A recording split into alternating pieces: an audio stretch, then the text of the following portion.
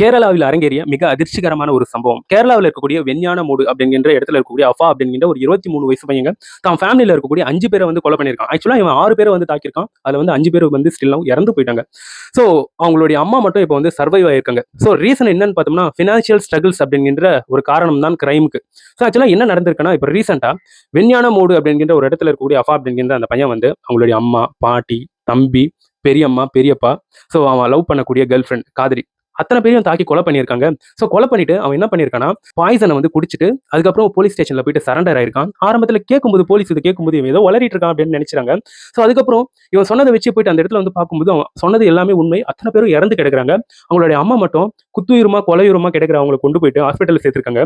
So அவங்க இப்போ தீவிர சிகிச்சை பிரிவில் இருக்காங்க. அவங்க வந்து இப்போ வந்து சர்வைவ் ஆகிட்டு வந்து சொன்னாங்கன்னா தான் தெரியும் 360 டிகிரியில் என்ன நடந்திருக்கு அப்படிங்கிற ஒரு மொத்த மேட்டரும் நம்மளுக்கு வந்து தெரியும். ஸோ அது வரைக்கும் இது வந்து ஃபினான்ஷியல் ஸ்ட்ரகிள்ஸ் அப்படிங்கிற ஒரு விஷயம் தான் இப்போ நியூஸ் சேனலில் என்னால் வந்து பார்க்க முடியுதுங்க.